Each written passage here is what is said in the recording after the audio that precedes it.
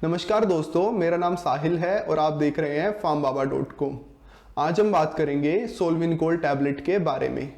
जानेंगे कि ये दवा किस काम आती है, इससे क्या साइड इफ़ेक्ट्स हो सकते हैं, किन किन लोगों को ये दवा नहीं लेनी चाहिए, ये दवा काम कैसे करती है और इस दवा में क्या क्या सोल्ट्स होते हैं, क्या इसकी कंपोजिशन है।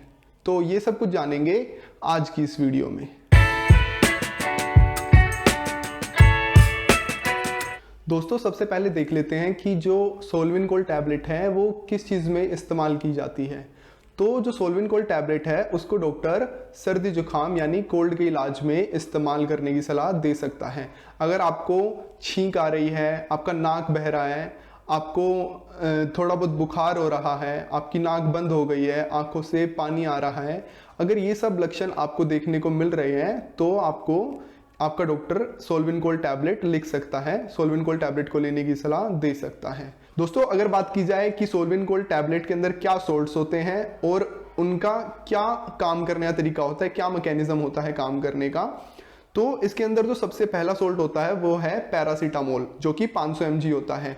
पैरासीटामोल एक एंटीपायरेटिक दवा है जो कि बुखार का इलाज करने में मदद करती है, शरीर का तापमान कम करने में मदद करती है। तो जो पैरासीटामोल है वो शरीर का तापमान कम करती है। उसके बाद जो इसके अंदर दूसरा इंग्रेडिएंट है क्लोरफेनिरामाइन, जो कि 2 mg होता है, वो एक एंटीहिस्टामाइन या फिर एंटी एलर्जिक भी बोलते हैं उसे। वो एक एंटी एलर्जिक मेडिसिन है जो कि सर्दी जुकाम के जो लक्षण हो रहे हैं, जैसे कि नाक बह रहा है, बार बार छींक आ रही है, आंखों से पानी आ रहा है, तो उन सब चीज़ों का इलाज करने में क्लोरफेनिरामाइन मदद करता है। इसके बाद जो तीसरा इंग्रेडिएंट फिनाइलेफ्रिन है जो कि 10 mg होता है, उसका जो काम है इस दवा में वो है कि जो बंद नाक हो गई है, सांस लेने में दिक्कत आ रही है, उसको ठीक करने में मदद करता है। जो फेनाइलेफ्रिन है वो एक नेसल डीकंजेस्टेंट है, यानी कि जो नाक के अंदर कंजेशन है, जो नाक बंद है, उसका इलाज करने में मदद करती है। तो अभी तक आपको थोड़ा क्लियर हो गया होगा कि जो इसके तीनों इंग्रेडिएंट्स है इसका क्या क्या यूज है इस दवा में। दोस्तों, अगर बात की जाए इसके प्रिकॉशंस यानी सावधानियों के बारे में, तो जो गर्भवती महिलाएं हैं, जो प्रेग्नेंट वीमेन हैं, उनमें इस दवा का इस्तेमाल नहीं किया जाना चाहिए। अगर आपको इस दवा के किसी भी जो सोल्ट है उसके प्रति आप एलर्जिक हो, आपने पहले कभी कोई सोल्ट लिया हो इन तीनों में से और आपको कुछ एलर्जिक रिएक्शन महसूस हुई हो, तो आपको इस दवा को नहीं लेना चाहिए। अगर आपको कोई लिवर या किडनी की बीमारी है, आप कोई लिवर या किडनी के रोगी हैं, तो आपको इस दवा का इस्तेमाल करने से पहले सावधानी बरतनी चाहिए, अपने डॉक्टर से ज़रूर सलाह लेनी चाहिए। दोस्तों, अगर आप इस दवा का इस्तेमाल कर रहे हैं तो उसके साथ आपको शराब का इस्तेमाल नहीं करना चाहिए। तो ये था कुछ सावधानियां सोल्विनकोल टैबलेट के बारे में।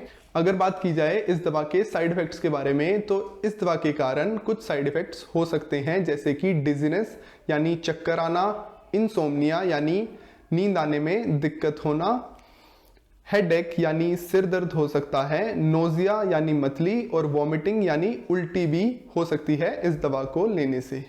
दोस्तों, अगर इस दवा की खुराक के बारे में बात की जाए तो डॉक्टर इस दवा को सुबह शाम एक गोली लेने की सलाह दे सकता है।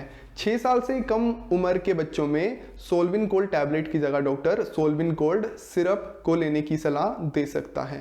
दोस्तों, जो ये सोल्विनकोल टैबलेट है ये एक प्रिस्क्रिप्शन मेडिसिन है, तो इस दवा का इस्तेमाल बिना डॉक्टर की सलाह के ना करें।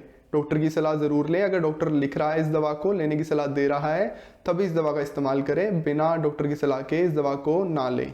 तो दोस्तों, ये था एक ओवरव्यू सोल्विनकोल टैबलेट के बारे में।